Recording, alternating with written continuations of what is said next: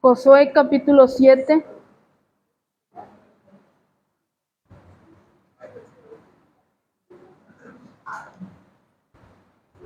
Amén. Vamos a estar leyendo del versículo 1 al versículo 10. Josué capítulo 7, del versículo 1 al 10. Vamos a estar viendo todo el capítulo, pero ahorita vamos a leer hasta ese versículo. Amén. ¿Lo tenemos? Leamos lectura todos juntos. Dice así la palabra de Dios, con la autoridad del Padre, del Hijo y del Espíritu Santo. Pero los hijos de Israel cometieron una prevaricación en cuanto al anatema, porque Acán, hijo de Carmi, hijo de Sabdi, hijo de Sera, de la tribu de Judá, tomó del anatema, y la ira de Jehová se encendió contra los hijos de Israel. Después Josué envió hombres desde Jericó a Jai, que estaba junto a Bet-Aven, hacia el oriente de Betel, y les habló diciendo: subid y reconoced la tierra. Y ellos subieron y reconocieron a Jai. Y volviendo a Josué le dijeron: no suba todo el pueblo, sino suban como 2,000 o 3,000 hombres, y tomarán a Jai. No fatigues a todo el pueblo yendo ahí, porque son pocos. Y subieron allá del pueblo como 3,000 hombres, los cuales huyeron delante de los de Jai. Y los de Jai mataron de ellos unos 36 hombres, y los siguieron desde la puerta hasta Sebarim, y los derrotaron en la bajada, por lo cual el corazón del pueblo desfalleció y vino a ser como agua. Entonces Josué rompió sus vestidos y se postró en tierra sobre su rostro delante del arca de Jehová hasta caer la tarde, él y los ancianos de Israel, y echaron polvo sobre sus cabezas. Y Josué dijo: ah, Señor Jehová, ¿por qué hiciste pasar a este pueblo el Jordán para entregarnos en las manos de los amorreos, para que nos destruyan? Ojalá nos hubiéramos quedado al otro lado del Jordán. Ay, Señor, ¿qué diré ya que Israel ha vuelto la espada delante de sus enemigos? Porque los cananeos y todos los moradores de la tierra oirán y nos rodearán y borrarán nuestro nombre de las... Y entonces, ¿qué harás tú a tu grande nombre? Y Jehová dijo a Josué: levántate. ¿Por qué te postras así sobre tu rostro? Puede tomar su lugar.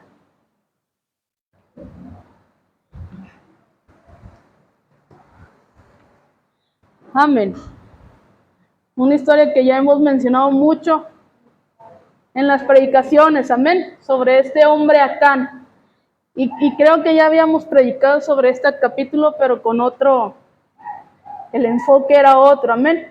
El tema es: ¿lo vas a hacer a tu manera o a la manera de Dios? Amén. Y hemos visto o hemos oído durante las predicaciones que a la manera de Dios todo es para que crezcamos en su voluntad. Y cuando lo hacemos a nuestra manera, entonces viene el fracaso. Viene y nos empezamos a preguntar como Josué: ¿por qué? ¿Por qué nos pasó esto? Si según Josué estaban bajo la voluntad de Dios. Según Josué estaban haciendo las cosas bajo la voluntad de Dios. Y es lo que vamos a ver, que a veces creemos. Y no es que nos estemos mintiendo, sino que creemos que estamos haciendo las cosas a la manera de Dios. Pero en realidad las estamos haciendo a la manera que a nosotros se nos hace más fácil. Y es ahí donde viene el fracaso. Amén. Dice que el peor enemigo que tenemos somos nosotros mismos. Amén. No es Satanás, no es los demonios. El peor enemigo que tenemos somos nosotros mismos. ¿Por qué? Dice que nuestro enemigo ocupa nuestra misma piel, nuestros mismos pensamientos, nuestro mismo cerebro. Usa las mismas manos, usa los mismos pies, usa la misma boca, los mismos ojos. Nuestro enemigo somos nosotros. Un enemigo que dice que puede hacer daño más que cualquier otra persona. Nosotros mismos nos destruimos. Nosotros mismos nos engañamos. ¿Cuál es dice este enemigo Es la desventaja más grande que tenemos para vivir la vida cristiana. Nosotros somos la desventaja más grande que tenemos para vivir una vida cristiana. ¿Por qué? Dice que hay dos factores que hacen que la relación con este enemigo sea doblemente difícil. El primero que nada dice, nos resistimos a reconocerlo, nos resistimos a identificarlo. No reconocemos que nosotros mismos somos los que nos causamos más daño. Amén. No queremos considerarlo como enemigo, no nos queremos considerar como enemigos. Dice, el hecho es que a muchos de nosotros nos gusta este enemigo.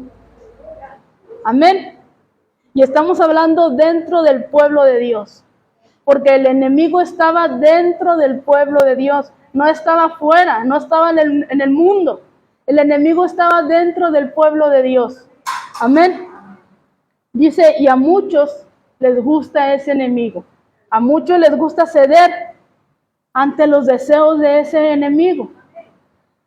Segundo, el problema es que este enemigo está dentro de nosotros. Amén. Si por lo menos, dice, saliera y peleara como un hombre o como una mujer, pues sabríamos con quién estamos peleando. Pero no, este enemigo no lo va a hacer.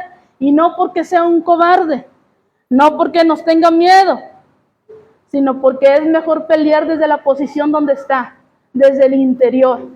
Amén. ¿Sabe de quién estamos hablando? De la carne. Lo hemos visto en muchas predicaciones. Nuestro peor enemigo es la carne.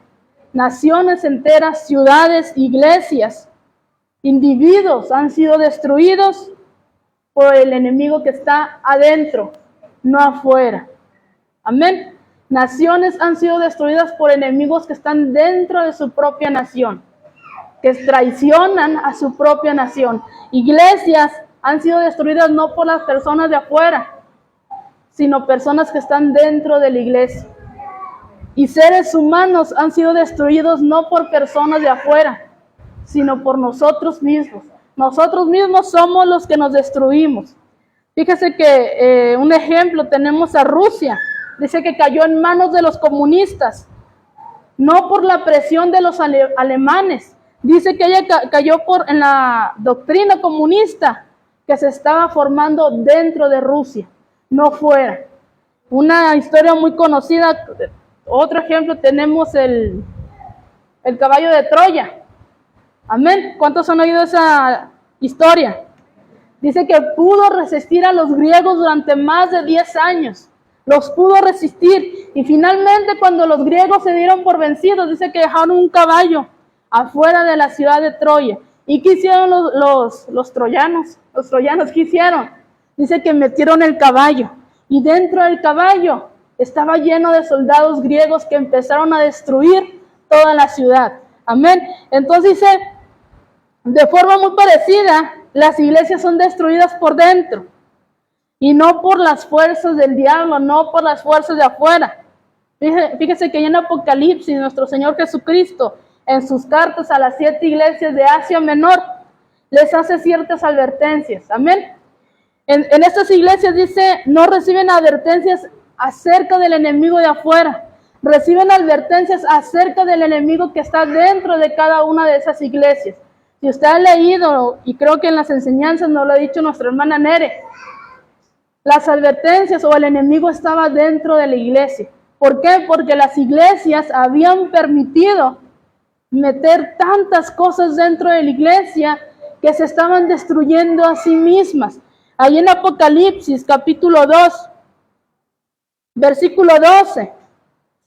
Búsquelo, yo se lo voy a leer. Se le da un mensaje a la iglesia de Pérgamo. Dice que el 12 dice, escribe el ángel de la iglesia de Pérgamo. Yo tengo la espada delgada y de doble filo. Escucha bien lo que te voy a decir. Yo sé que tú vives en la ciudad donde Satanás tiene su trono, pero también sé que a pesar de eso sigues confiando en mí. En esa ciudad mataron a Antipas, que siempre me sirvió con fidelidad, y ni siquiera entonces dejaste de confiar en mí. Sin embargo, hay algo que no me gusta de ti, y es que no has rechazado a los que siguen el mal ejemplo de Balaam. Él le aconsejó a Balac que hiciera pecar a los israelitas y además los animó a adorar dioses falsos y a comer de lo que se les había ofrecido. Tampoco ha rechazado a los que siguen las enseñanzas de los nicolaitas. Por eso, vuelve a obedecerme, porque si no lo haces, vendré pronto, y con el poder de mi palabra te castigaré a ti, a los nicolaitas y a sus seguidores. Amén. Era una iglesia que seguía confiando a Dios. Dice, aunque tú estás en una ciudad donde está el trono de Satanás, aún así sigues confiando en mí. Pero luego le dice, pero tengo una cosa que he visto que has hecho. Has dejado que esos seguidores de Balaam entren a las iglesias. Ahí en Apocalipsis dice, has tolerado a los que enseñan la doctrina de Balaam. Has tolerado a los que enseñan la doctrina de los nicolaitas. Has dejado que entre tantas cosas a la iglesia. Y si no las quitas, si no las rechazas, dice, voy a venir contra ti. Y te voy a castigar, ¿cómo? Con mi palabra. Amén. Que es así como se les va a hacer juicio a los que se queden con la palabra de Dios. Amén. ¿Qué le va a decir Dios en aquel día? Mi palabra dice que hicieras esto, pero tú hiciste lo contrario. Y dice, y ahí va a ser el lloro y crujir de dientes. Y si usted sigue leyendo ahí en Apocalipsis, en la siguiente iglesia, le dice, has dejado que esa mujer Jezabel entre dentro de la iglesia, que cometen adulterio, fornicación, ofrecen sacrificio a los ídolos. Entonces dice, en pocas palabras, Cristo le estaba diciendo a las iglesias, hay algo dentro de esta iglesia que está provocando su propia destrucción. Amén. Cada uno de nosotros somos templo del Espíritu Santo. Y Dios nos está diciendo, y como nos decía nuestra hermana Nereyana, nos está repitiendo y repitiendo lo mismo, mensaje tras mensaje. Por más que queremos agarrar capítulos diferentes, todo va hacia lo mismo. ¿Por qué? Porque Dios nos está advirtiendo, necesitas limpiar tus vestiduras. Necesitas empezar a caminar bajo la voluntad de Dios. Necesitamos empezar a hacer las cosas a la manera de Dios. ¿Por qué? Porque hay algo dentro de cada templo que está provocando su propia destrucción. Y lamentablemente lo hemos visto. Hemos visto cómo muchos hermanos de nosotros se han apartado del camino de Dios. Cómo poco a poco se van alejando hasta que viene la destrucción y entonces ya es muy difícil, que sí lo podemos hacer, clamar a Dios y Él nos perdona, pero se nos hace tan difícil. Amén. Hoy en día dice, la deslealtad y la infidelidad en la iglesia está causando más daño a la causa de Dios que cualquier otro enemigo que esté fuera. Amén. Hoy en día hace mucha falta de fidelidad en la iglesia. Hace mucha falta de lealtad en la iglesia hacia Dios. Amén. Decíamos, el diablo dice puede dañar nuestras iglesias desde adentro, no de afuera. Amén. Nos decían en uno de los textos del trigo y la cizaña, que crecen juntos dentro de la iglesia, que están igualitos, que no se puede distinguir hasta que el trigo dé el fruto, entonces se puede distinguir dónde está la cizaña. Amén. Pero dice, los dos crecen juntos, en el mismo campo, de la misma tierra, nada más que uno sí sirve para bendición y el otro dice no sirve, sino que es arrancada y echada al fuego. Amén. Entonces dice, hay mucha deslealtad e infidelidad dentro del pueblo de Dios. Amén. Decíamos, lamentablemente hoy en día la iglesia está poniendo otras cosas en primer lugar antes que a Dios. Amén. Decíamos, nos daban esta parábola del rey que mandó invitar a todos los convidados a la boda de su hijo y nadie quiso ir. Amén. Nadie quiso ir y dice que fue y ordenó que los mataran a todos. Y mandó invitar a otros que sí quisieran venir a la boda. Entonces dice, un individuo también puede ser destruido desde adentro. ¿Cuántos conocen a Alejandro Magno? Dice que fue un militar, probablemente dice el más genio militar, el más grande militar que movió ejércitos enteros. Amén. Que a través de las páginas de la historia dice que no hubo nadie como Alejandro el Magno. Pero dice que antes de los 35 años ya había conquistado el mundo, había conquistado ciudades enteras. Mas sin embargo, ¿saben de qué murió? Murió de borracho. A pesar de haber conquistado el mundo, a pesar de haber sido reconocido como uno de los más grandes militares, Alejandro el Magno no pudo conquistar a Alejandro el Magno. Su peor enemigo fue él. Él mismo se destruyó. Amén. Muchas veces queremos conquistar naciones, queremos conquistar, queremos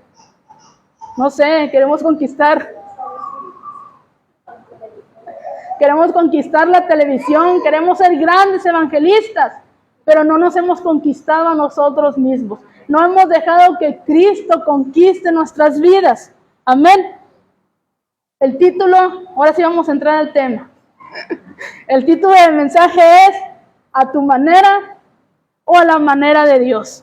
Amén. Y lo vamos a ver en diferentes puntos. El primer punto dice, el pecado trae derrota. La única batalla que los hijos de Israel pierden al tomar la tierra prometida es aquella cuya derrota viene de adentro, no de afuera. Amén. La única batalla que el pueblo de Israel perdió para poder conquistar la tierra prometida, la derrota vino de adentro, no vino de afuera. Cuando los hijos de Israel entran a la tierra prometida, no había montones de enemigos que conquistar, la tierra era de ellos, Dios ya se les había dado, no tenían que conquistar nada más. Amén. Dice, sino solo 3 de renombre que estaban en su camino, que era Jericó, era Jai y eran los Gabonitas. Esos 3 enemigos eran los únicos que tenían que conquistar. Era un pueblo que estaba capacitado, era un pueblo que no era la primera guerra que tenían. Habían peleado muchas batallas, sabían cómo hacerlo, sabían cómo tenían que consultar primero a Dios para que Dios les diera la victoria. Amén. Dice que estos enemigos de Israel no dejaban que Israel poseyera la tierra prometida. Pero dice ahí en Josué que Dios le había dicho, tal como le prometía a Moisés, yo te entregaré la tierra y todo lo que tus pies tocaren. Dios le estaba diciendo, la tierra es suya. Entren, tomen posesión de ella y disfruten todo lo que hay en el territorio. Era lo único que tenían que hacer. Ellos sabían cómo tenían que ganar las batallas.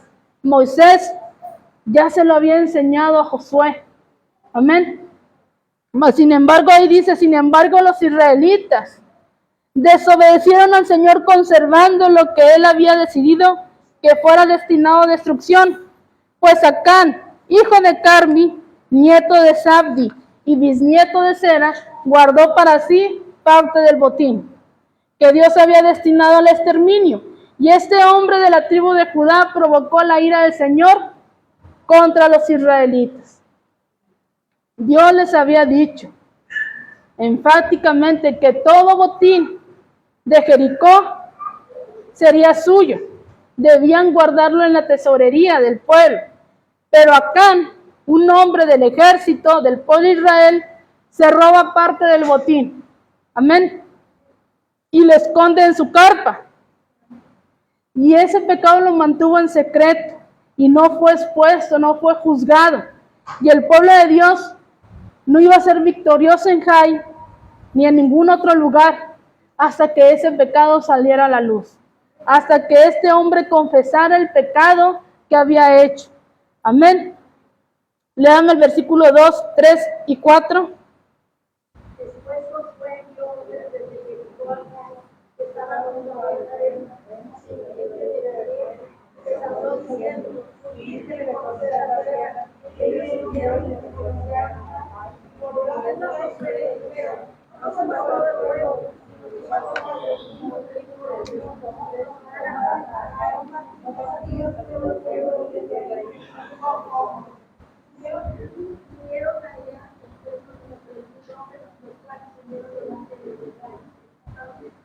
El ejército israelita sufrió 36 bajas y fue perseguido desde la puerta de la ciudad hasta las canteras. Allí en una pendiente fueron vencidos. Como resultado, todo el pueblo se acobardó y se llenó de miedo. Amén. Es una trampa. ¿De qué? De autosuficiencia. Una trampa de orgullo, una trampa de soberbia por parte del pueblo de Dios. ¿Por qué? Porque ahora los hijos de Israel se sentían enaltecidos, amén, exaltados por la victoria que habían tenido anteriormente en Jericó. Jericó era una de las ciudades más importantes de la región, dice, y acaban de experimentar una gran victoria sobre esa ciudad, que no tuvieron ni qué pelear, dice que solamente dieron vueltas en la ciudad y los muros de Jericó fueron destruidos.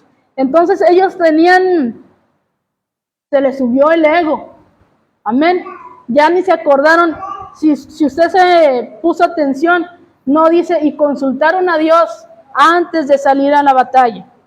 No consultaron a Dios, no le dijeron a Dios cómo tenían que hacer las cosas, no le preguntaron. Entonces dice, aquí entró la autosuficiencia. Porque ¿qué le dijeron a Josué? No es necesario que vaya todo el pueblo. Con 2,000 o 3,000 hombres, con eso es más que suficiente para acabar con todo el ejército de Jai. Y dice que ese día murieron 36 hombres del pueblo de Israel. Y los demás se acobardaron y salieron huyendo de esa ciudad. Entonces dice, ahora se enfrentaban a una ciudad mucho más pequeña que Jericó. Jericó era una ciudad grande y poderosa. Jai era una ciudad pequeña. Era pequeña, de lo más insignificante. Pero dice que quedaba más arriba en el cañón. Pero la gente, por su orgullo, se imaginaba que esto iba a ser fácil. ¿Qué dijeron? No necesitamos a todo el ejército. Con estos pocos hombres, acabamos con ellos. ¿Cuántas veces el orgullo nos lleva a la tragedia? Amén. Muchas veces decimos, estamos bien así como estamos. No nos hace falta nada. Tenemos todo lo que necesitamos. Estamos bien económicamente. No necesito ir a la iglesia. No necesito orar. No necesito estar todo el día escudriñando la palabra de Dios porque lo tengo todo. Quiere decir que estoy bien delante de Dios. Y ahí entra el engaño. Ahí entra, porque aunque lo tengamos todo, siempre tenemos que estar dando gracias a Dios. Amén. Dice, estamos dependiendo del Señor, sabiendo cuánto lo necesitamos, obedeciendo sus mandamientos y confiando en Él para todo. Y mientras confiamos en Él, experimentamos una victoria inevitablemente, que es el resultado de una vida de fe. Y mientras nos deleitamos en lo que Dios ha hecho, dice muchas veces, nos engañamos y comenzamos a pensar que la victoria se debe a nuestras propias habilidades, a nuestros propios talentos, a nuestra propia inteligencia, a nuestra propia determinación, a nuestro propio trabajo. Nos empezamos a engañar, amén. Estoy bien económicamente porque tengo un buen puesto en mi trabajo y me pagan bien. No porque Dios me esté ayudando, es gracias a que yo estudié. Y empieza el engaño. ¿Y cuál es el próximo paso? Que empezamos a creer que podemos ganar las batallas por nosotros mismos. Amén. Que empezamos a ganar las victorias en la carne. Jai representa la carne.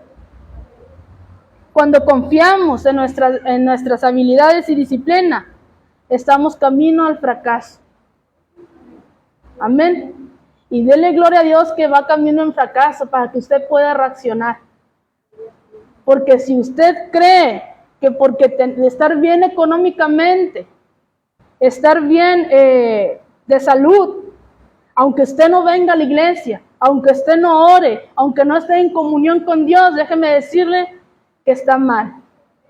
Y si le está yendo bien y usted no está haciendo estas cosas por Dios, cuidado, porque corremos el peligro de que Dios ya nos haya desechado. Amén. Es mejor que caigamos en fracaso para que tengamos la oportunidad de reaccionar, examinarnos y preguntarle a Dios qué estamos haciendo mal. Dice, el orgullo nos lleva a la ruina, y cuando nos olvidamos de lo que Dios ha hecho por su gran poder, es ahí cuando nos vamos de picada al desastre. Por eso, ahí en Proverbios 16:18 dice, al orgullo le sigue la destrucción y a la altanería el fracaso. Amén. Al orgullo le sigue la destrucción y a la altanería el fracaso. A la soberbia le sigue el fracaso. No hay ningún pecado que un hijo de Dios no pueda superar con el poder del Espíritu Santo. Por eso nos decían, es importante el Espíritu Santo en nuestras vidas. Es importante que pidamos la llenura del Espíritu Santo, porque Él es el que nos guía, Él es el que nos redarguye, Él es el que nos da las fuerzas, Él es el que nos da la salida. Él es el que nos dice, hey, esto que estás haciendo no está bien. Dice, pero no hay cosa, por muy pequeña o muy grande que sea, que no podamos superar a través del Espíritu Santo. Los israelitas derrotaron a Jericó con el poder de Dios, pero fracasaron en Jai, en el poder de su carne. Amén. Ellos creían que Dios estaba con ellos. Ellos creían que Dios les iba a dar la victoria. Pero fíjese, ¿cuál fue el error? Que no consultaron a Dios antes de salir a la victoria. Dios les hubiera dicho, alguien del pueblo ha cometido pecado y no van a salir hasta que confiese el pecado. Y se hubieran evitado la derrota. Amén. Dice que había un misionero que estaba sirviendo al Señor en África. Y esto creo que ya se los había dicho. Y dice que ahí cuando estaba en la selva, un león lo atacó. Así que el misionero empieza a clamar, oh Dios mío, ayúdame. Ayúdame porque este animal me va a devorar. Y dice que milagrosamente el león se fue y dejó de atacarlo. Entonces regresó esa noche a su casa y ya cuando iba a dormir, empezó un mosquito en el cuarto. Ya sabe cómo son los mosquitos, amén. Muy molestos, que nada más están ahí con el sonidito ahí por los oídos. Y dice que toda la noche el hombre estuvo luchando con ese mosquito. Toda la noche. No pudo dormir por querer matar al mosco. Prendía la luz y ya no se veía el mosco, pero la apagaba y otra vez. Entonces dice que a la mañana siguiente el mosquito estaba en la pared ahí ya bien lleno de todas las picaduras que le echó, lleno de sangre el mosquito. Y dice que entonces Dios le habla a su corazón y le dice, hijo, tú confiaste en mí para que te librara de un león. Sin embargo, toda la noche fuiste derrotado por un mosquito. Amén. ¿Por qué? Porque luchaste contra él por tus propias fuerzas. Ahí ya no clamaste a Dios. Entonces, no son los Jericó. No son los Jericó los que derrotan al cristiano.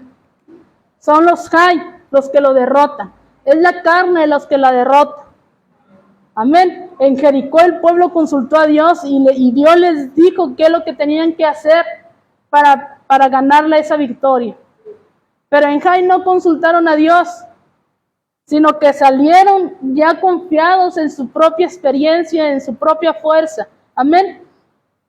Dice que no son las grandes cosas. Dice ahí en un versículo de la Biblia, no son las grandes cosas, sino las pequeñas zorras las que arruinan viñedos enteros. Amén.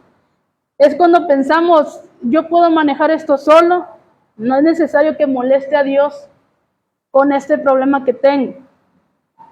Y entra el pecado del orgullo. Amén. Y al orgullo le sigue su hijo, que es la presunción. Y a la presunción le sigue el nieto. ¿Quién es el nieto del orgullo? La falta de oración. Amén. Síganme leyendo ahí el versículo 6, del 6 al 11. Entonces Josué rompió sus vestidos y se sentó en tierra sobre su rostro delante del arca de Jehová hasta la tarde. Él y los ancianos de Israel escucharon todo de los cabezas. Josué dijo, hágase Jehová. Él sí pasará el pueblo por la nada para llegar a Jerusalén. Y ya no subiera para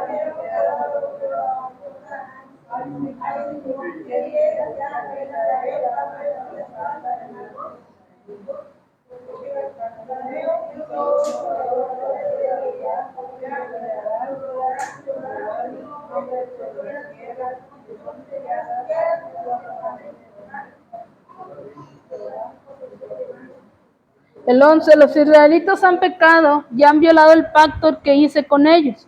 Se han apropiado del botín de guerra que había de ser destruido y lo han escondido entre sus posesiones. Después de la derrota, Josué, ahora sí, consulta a Dios. Amén. Josué se pone a orar, se pone a consultar a Dios. Dice, pero no antes que los hijos de Israel fueran a la batalla. Cuando la oración debió ser primero que todo, antes de salir a la batalla. ¿Por qué esperamos? La pregunta es, ¿por qué esperamos a meternos en un problema para entonces ahora sí ir a Dios en oración? Amén. ¿Por qué no hacemos primero la oración? Consultamos a Dios para que Él nos guíe cómo tenemos que o cómo nos va a ayudar a solucionar ese problema. Entonces la oración debe ser nuestro primer pensamiento, no es nuestro último recurso. Amén. Todas nuestras derrotas, dice, son realmente por falta de oración, que tiene su raíz en la arrogancia, en la presunción y en el orgullo. Sigue diciendo ahí el 12, por eso los israelitas no podrán hacerles frente a sus enemigos, sino que tendrán que huir de sus adversarios. Ellos mismos se acarrearon su destrucción. Y si no destruyen ese botín que está en medio de ustedes, yo no seguiré a su lado. Levántate, purifica al pueblo, diles que se consagren para presentarse ante ti mañana. Y que yo, el Señor Dios de Israel, declaro, la destrucción está en medio de ti, Israel. No podrás resistir a tus enemigos hasta que hayas quitado el oprobio que está en el pueblo. Amén. Dice, si tú no quitas ese pecado que está dentro del pueblo, yo no voy a seguir a tu lado. Hasta que no confieses el pecado, entonces yo voy a pelear con ustedes. Hasta que no se purifiquen, hasta que no se laven, hasta que no confiesen, entonces ahora sí, yo voy a empezar a pelear al lado de ustedes. A veces clamamos, Señor, pero ¿por qué no está funcionando esto que estoy haciendo? ¿O por qué me pasan a mí estas cosas? ¿O por qué las puertas se me están cerrando? ¿Y qué nos va a contestar Dios? Dice, porque te amo demasiado para dejarte continuar con tu pecado. Un pecado que te va a destruir. Amén. A veces queremos o clamamos a Dios, pero queremos que Él actúe a la manera que nosotros queramos que Dios actúe. Y no es así. Dios siempre va a actuar a una manera en que nosotros no vayamos a ser perjudicados, no vayamos a ser destruidos. Amén. Es por eso que a veces Dios retiene sus bendiciones, retiene sus provisiones, retiene su presencia, su poder. No porque esté enojado con nosotros, sino dice porque le duele el pecado que estemos cometiendo.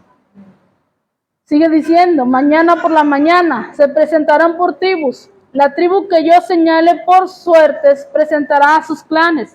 El clan que el Señor señale presentará a sus familias. Y la familia que el Señor señale presentará a sus varones. El que sea sorprendido en posesión del botín de guerra, destinado a la destrucción, será quemado junto con su familia y sus posesiones, pues ha violado el pacto del Señor y ha causado el oprobio de Israel. Así que empieza ahora sí el proceso, comencemos, de eliminación. Amén. El Espíritu Santo señala primero a la tribu de Judá, luego señala a la tribu de Sera, no a la tribu, a la familia de Sera, y luego de ahí a la familia de Zabdi, y finalmente a un hombre llamado Acán. Amén. Sigue diciendo ahí del 19 al 23, entonces Josué, interpeló a Acán, hijo mío, honra y alaba al Señor Dios de Israel, cuéntame lo que has hecho, no me ocultes nada. Acán le replicó, es cierto que he pecado contra el Señor Dios de Israel, y esta es mi falta.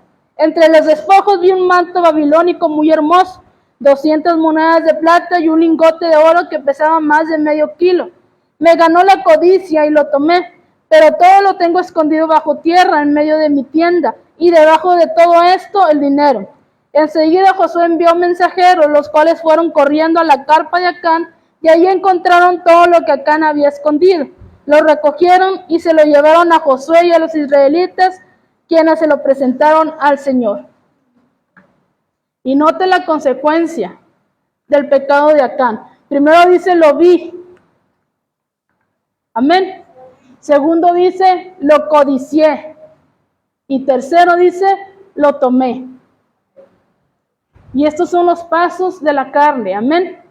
Acán dice, lo codicié. ¿Qué quiere decir codicia? Dice, la codicia es querer apasionadamente algo que la otra persona tiene. Es anhelar, es tener envidia. Es el deseo de tener algo que no le pertenece. La Biblia dice, uno de los mandamientos dice, no codiciarás. Amén. La codicia, dice, es como un pulpo que se envuelve alrededor del alma humana y no puede satisfacerlo. No puede zafarse. También dice, nota que Acán no se arrepiente de su pecado. Amén. Confiesa su pecado, mas no se arrepiente. Entonces se lo cogen, lo tomaron con las manos en la masa. Tenía todo el oro que había tomado debajo de su tienda. Fíjese cómo empieza el proceso, cómo Dios empieza a sacar ese pecado a la luz. Amén. No fue directamente con el hombre, Dios no dijo fue Acán, sino que empezó a sacar a las familias a la luz. Amén. Empezó a sacar al padre, al abuelo, a todas las familias, para poder llegar a Acán. Primera de Juan 12, 15 al 16 dice, no amen al mundo ni nada de lo que hay en él. Si alguien ama al mundo, no tiene el amor del Padre. Porque nada de lo que hay en el mundo, los malos deseos del cuerpo, la codicia de los ojos y la arrogancia de la vida proviene del Padre, sino del mundo. El verdadero problema de Acán, dice, no era el amor por el mundo. Su problema era que no amaba a Dios. Amén. No amaba a Dios, el Padre no estaba en él. El amor por el mundo, dice, es indicativo de que el amor del Padre no está en ti. Si usted ama más las cosas del mundo, el amor del Padre no está en usted. El amor, dice, por el mundo es indicativo de que el amor del Padre no está en nosotros. No era que Acán amaba mucho al mundo, sino que no amaba a Dios lo suficiente. Amén.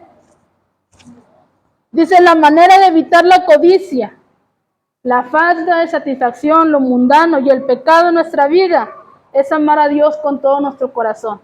Porque amando a Dios, obedecemos sus mandamientos. Amando a Dios, hacemos su voluntad. Si buscamos a Dios en oración, si tenemos comunión con Él, Él camina con nosotros. Él nos ayuda en cualquier situación que estemos. Amén. La codicia no es solo la causa fundamental del pecado, sino también es maldición. Porque Dios les había dicho, no van a tomar nada del botín.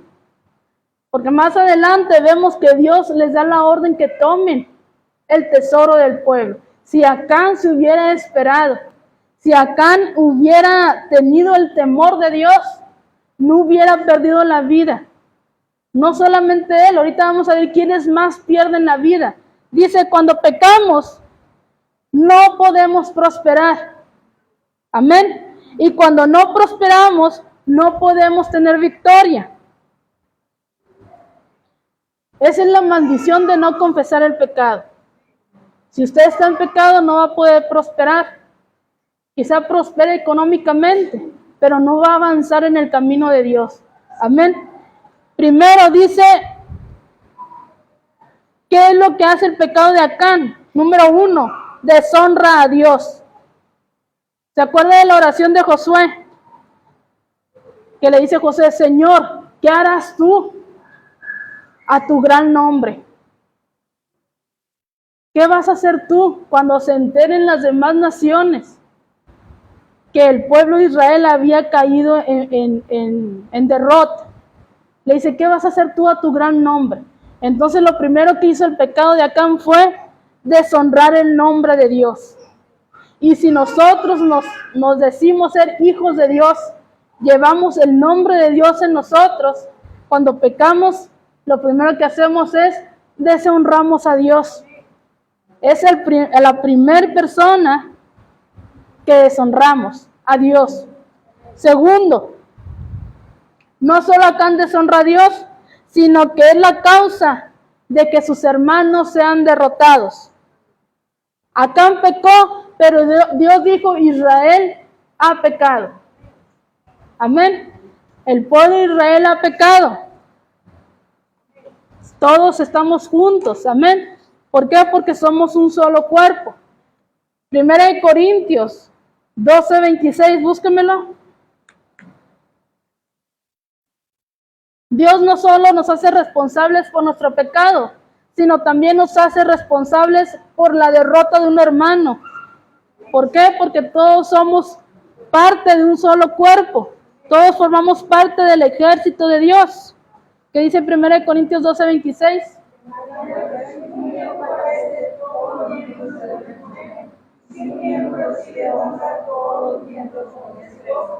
Amén. Si uno de los miembros sufre, los demás comparten su sufrimiento. Y tercero dice, aparte de deshonrar a Dios, aparte de ser la causa de derrota a sus hermanos, dice, Acán trae tragedia a su familia. ¿Por qué? Porque cada miembro de la familia fue señalado. Amén. Cada miembro de la familia de Acán fue señalado por Dios. Su familia fue deshonrada. El nombre de la familia, como dicen, fue arrastrado por los suelos. La Biblia dice que debemos honrar a nuestro padre y a nuestra madre. Amén, porque cuando un hijo peca, ¿qué es lo primero que dice? Pues eso fue lo que le enseñaron sus padres. Amén. O empiezan a decir, fíjate, y fulanito hizo esto y es hijo de nuestra hermana Ludivina. Y es hijo de pastores. Amén. No solamente empiezan a criticar a la persona, sino que empiezan a hablar de la familia de la persona. Entonces dice, no solo nos perjudicamos a nosotros mismos, sino que perjudicamos a nuestra familia, perjudicamos a nuestros padres espirituales. Amén. Así que Acán deshonra a Dios, trae derrota a sus hermanos y trae desgracia a su familia y por último los lleva a la tumba. Léame el versículo 24 y 25.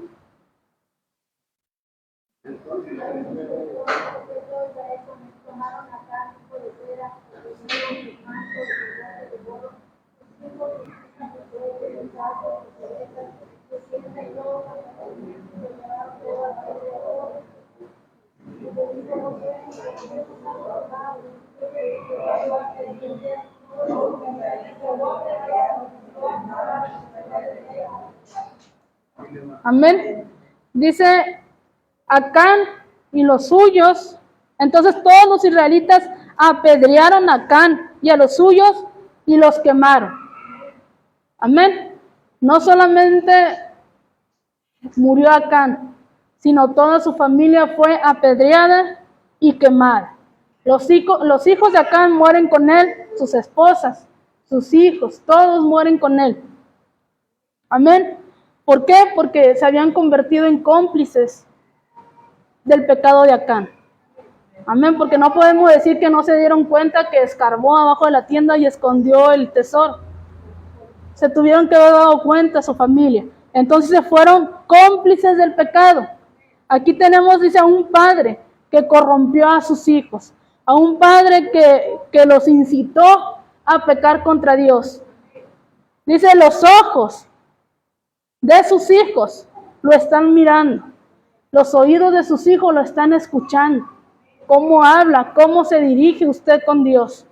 Entonces dice Romanos 14:7, porque ninguno de nosotros vive para sí mismo, ni tampoco muere para sí. Y Jesús nos dice ahí en Mateo 18:6, pero si alguien hace pecar a alguno de estos pequeños que creen en mí, más les valdría que le colgaran al cuello una gran piedra de molino y lo hundieran en lo más profundo del mar. Si alguno hace pecar a alguno de estos pequeños, más le valdría, dice, que le echaran una cuerda con una piedra para que ya no flote, para que ya no se salga y lo echen al mar. No hay forma, dice, que tu pecado desaparezca a menos que sea lavado con la sangre de Cristo. Al menos de que usted se arrepiente y lo confiese delante de Dios. Decíamos que confiese su pecado, no que ore y diga, si alguna falta he cometido, perdóname. Todos somos conscientes en qué nos equivocamos. Amén. Todos sabemos cuándo le fallamos a Dios y en qué le fallamos y cómo le fallamos. Entonces dice, el pecado de Acán lo alcanzó y el pecado trajo la muerte a un hijo de Dios, porque era parte del pueblo de Dios. Entonces dice, Dios espera que lidiemos completamente con nuestro pecado. Y Él espera que lo obedezcamos. Amén. Entonces, mientras el pecado de Acán se mantuvo escondido, la nación de Israel fue derrotada. Pero apenas el pecado fue sacado a la luz, apenas el pecado fue confesado, el ejército fue a conquistar a la ciudad de Jai. Amén. Cuando lidiamos con el pecado firme y decisivamente, podemos ir a la batalla sin obstáculos. Nadie, ni Acán, tenía idea de cuán grande sería el precio de pago por su pecado. Amén. Síganme leyendo ahí en el capítulo 8. Léanme el versículo 1 y 2.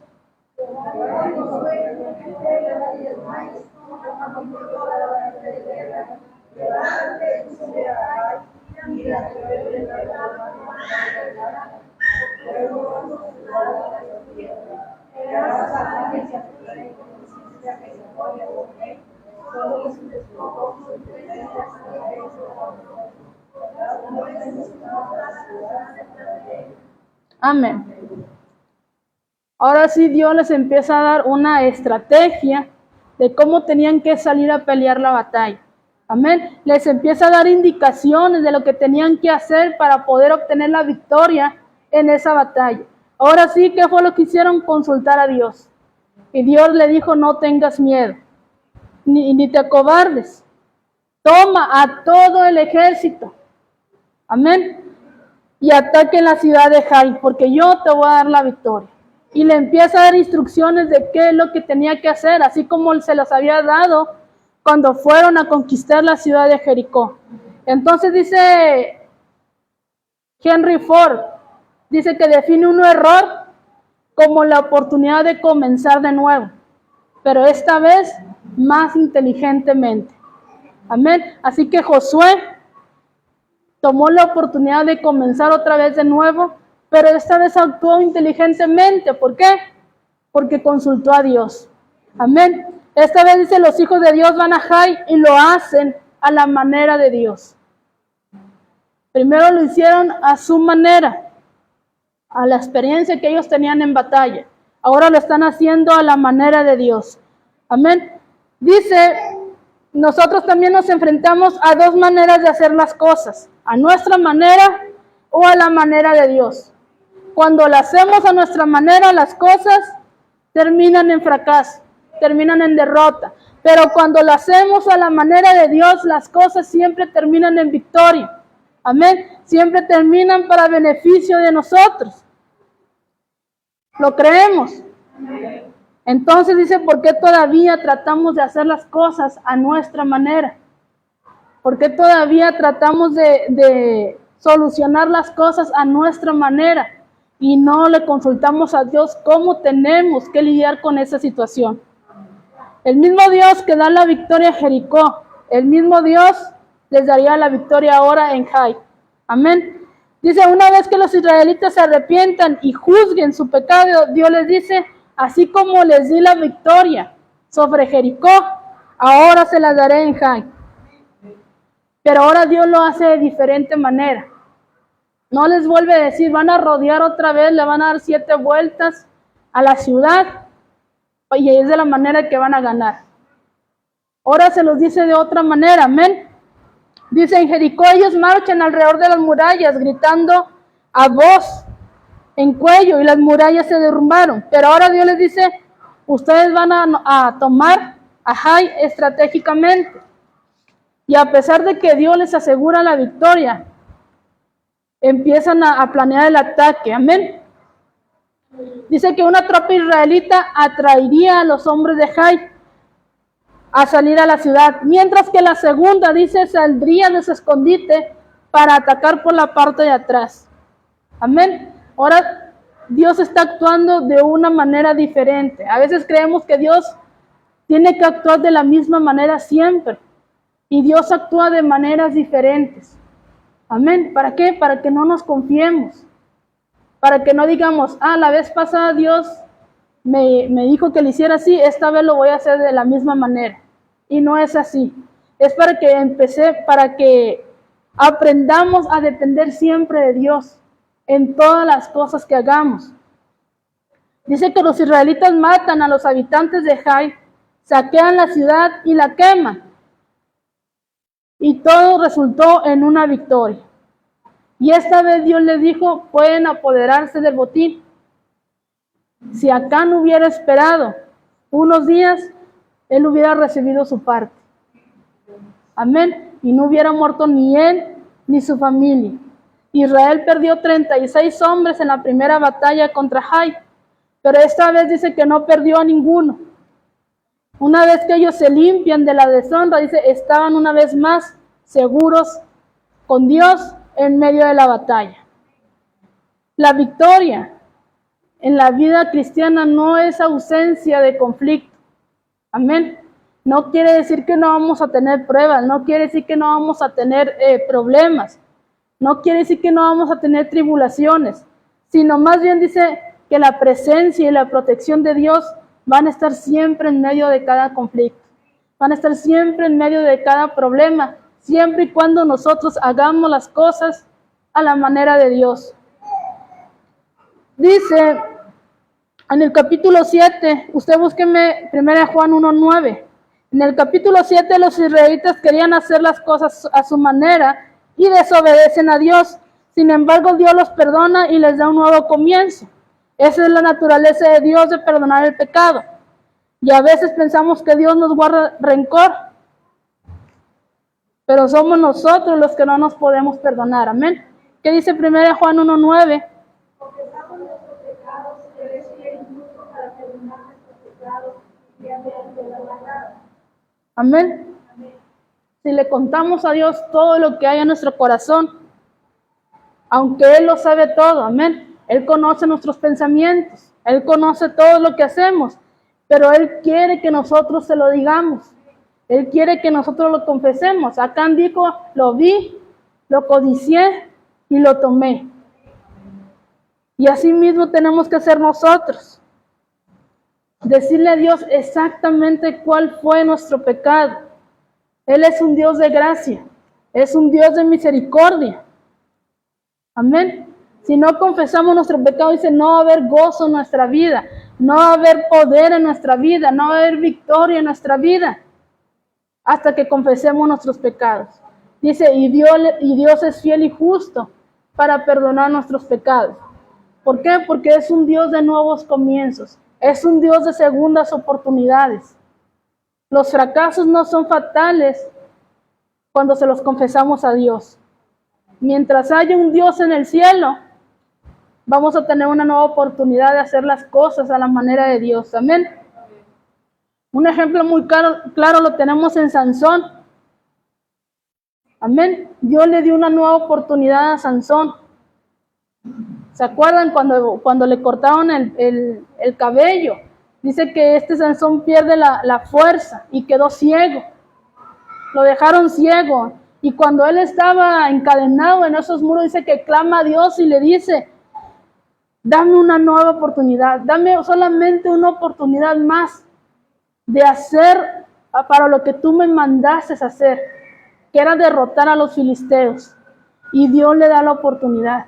Dios le vuelve a dar esas fuerzas para poder derrotar a los filisteos. Entonces tenemos un Dios de segundas oportunidades. Cuando usted clama a Dios y se arrepiente, Dios le da una nueva oportunidad. Amén. Lo mismo pasó con Marcos. ¿Alguien se acuerda de Marcos? Dice que el apóstol Pablo lo acusa de ser un fracaso y un desertor del evangelio de Dios. Amén. Pero Dios le da una segunda oportunidad a Marcos y termina escribiendo el evangelio de Marcos. Entonces Dios le da a Pedro una nueva oportunidad. Dice que Pedro lo negó y maldijo a Jesús cuando éste iba a ser crucificado. Mas sin embargo dice que Pedro se convirtió en el gran predicador el día del Pentecostés.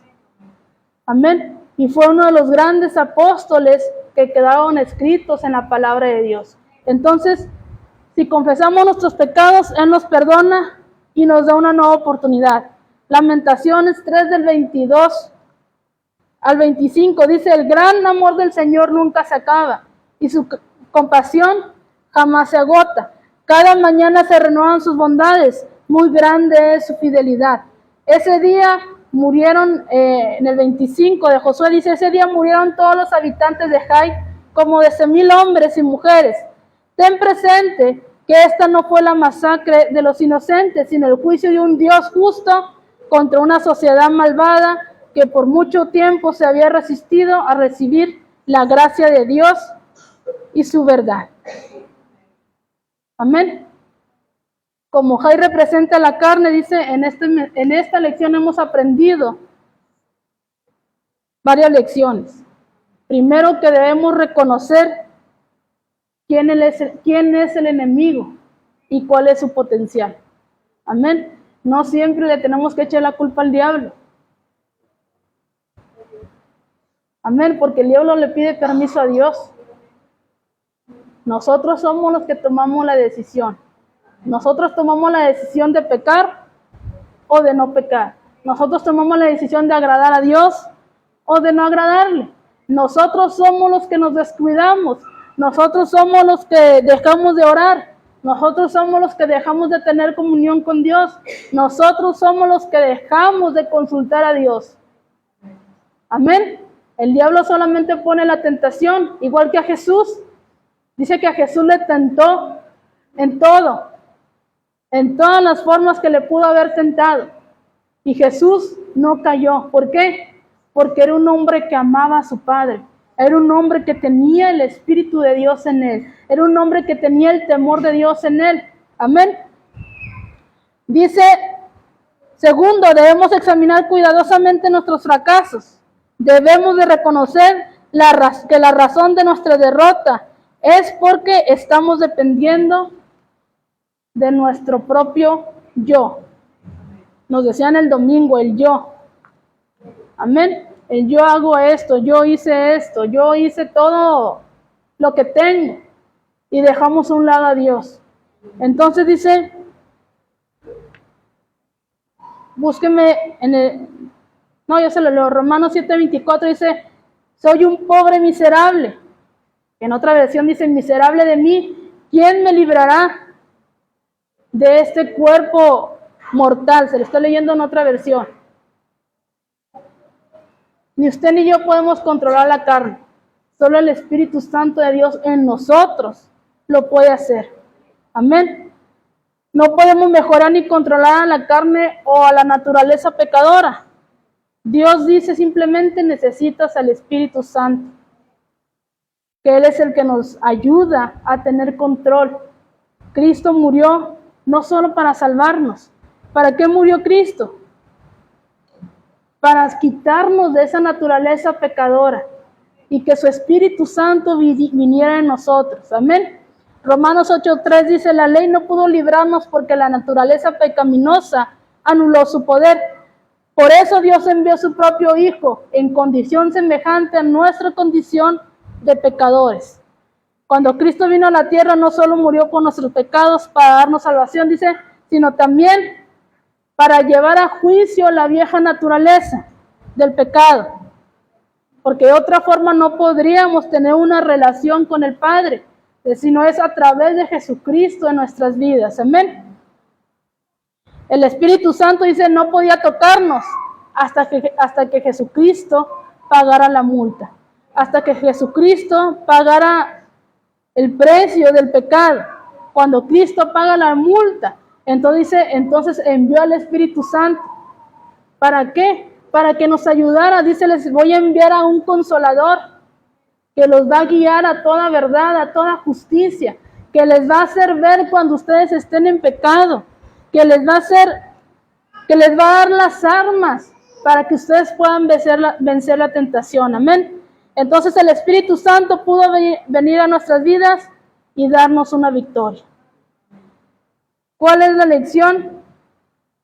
Ya se me olvidó. Que actuemos a la manera de Dios. Que dejemos de hacer las cosas a nuestra manera, porque lo único que vamos a lograr es fracasar. Pero si hacemos las cosas a la manera de Dios, vamos a obtener la victoria. Amén. Póngase de pie.